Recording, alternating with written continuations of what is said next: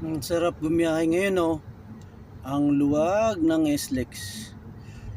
Ingat po mga biyaheros, mga kapwa ko driver. Ingat po tayo kahit po maluwag or hindi. Kailangan po natin maging safe para pag uwi natin sa ating mga pamilya. Ingat-ingat po kung saan mga kayo papunta. Ride safe always. God bless.